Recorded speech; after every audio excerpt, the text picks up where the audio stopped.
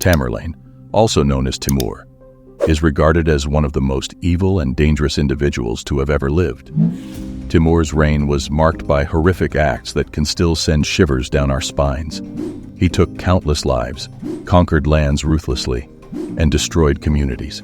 And in today's video, we will be talking about the most insane punishments during the reign of Timur.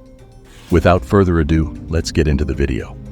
Skull Pyramids of Isfahan. Timur was extremely merciless towards enemies who resisted him, often resorting to brutal punishments. One of his punishments was to construct a pyramid using the skulls of enemies who refused to surrender. A particularly infamous instance of this occurred in 1387 at Isfahan, a culturally diverse, economically thriving, and prosperous city in Persia. Alas, it didn't possess the military strength to effectively combat Timur's powerful army. When his army arrived at Isfahan, the city opened its gates and immediately surrendered. Initially, Timur chose not to engage in his customary bloodshed and spared the city. However, Isfahan made the terrible mistake of rebelling against Timur's taxes and killed the 3,000 soldiers stationed there. In response, Timur returned to Isfahan and ordered the execution of every adult male, female, and child. His troops were assigned a specific number of citizens' chopped heads to collect.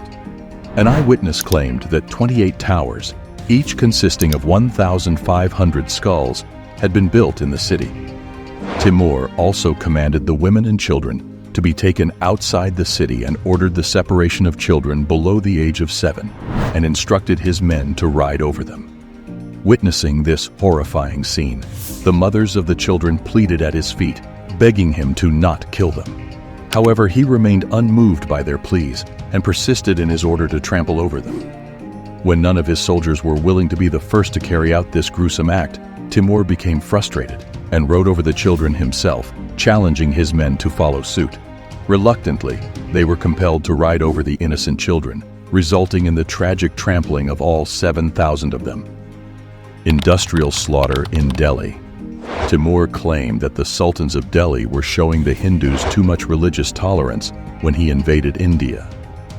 After entering Indian territory in April 1398, Timur marched through the Khyber Pass, entered Punjab, and looted the people of Pakpatan and Dapalpur.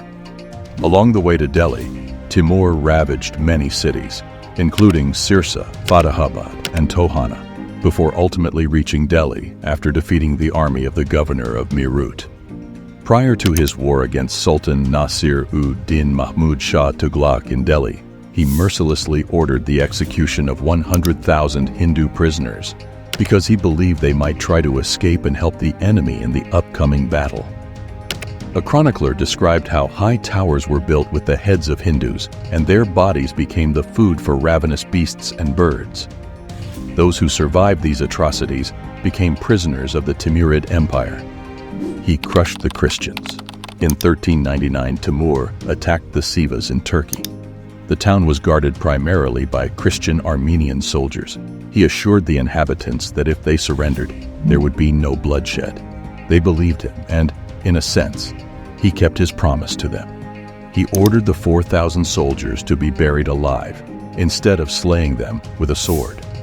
Timur invaded Georgia a total of 7 times throughout his operations against the Christians there. King Bagrat V of Georgia proved to be a difficult one to break down. After losing his throne, King Bagrat V agreed to Timur's request to convert to Islam, but the king secretly remained a Christian. Timur sent 12,000 men to help with the conversion, but the Georgians slaughtered them.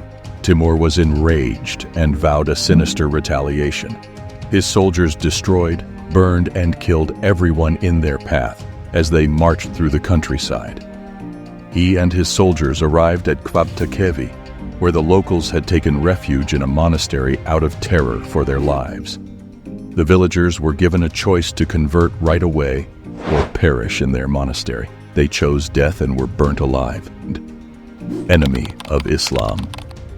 In December 1400, Timur led his armies deep into Syria. Recognizing the threat, the Egyptian Sultan sent a valiant Mameluke army to defend the city against the invading forces. However, the Egyptian Sultan chose to withdraw after a few clashes, leaving the city vulnerable. Despite facing overwhelming odds, the city heroically held out for about a month before giving in. Tragically, the destruction of the city brought immense suffering to its inhabitants. They were burned, raped, bastinadoed, crushed in wine presses, or subjected to various forms of torture. Slavery was prevalent, and when mothers were taken away to be sold as slaves, many infants were left to die. Even though Tamerlane had been a self-proclaimed Muslim, many of his deadliest massacres were carried out against his fellow Muslims, particularly during his invasion of Syria. The leaders of the Muslim community at that time designated him as an official enemy of Islam as a result of his heinous crimes in Damascus and other regions. Beheading of Baghdad. Baghdad was regarded as a pearl among pearls and probably the finest capital city of Islam. This cosmopolitan gem was attacked by the troops of Tamerlane, and the city braced itself for a horrific siege. The residents of Baghdad saw their city as no longer the home of peace, but as the place of hell and discord when they saw Tamerlane's massive army camped outside their gates. Similar to his previous campaigns, Timur allotted each soldier a specific number of heads to gather.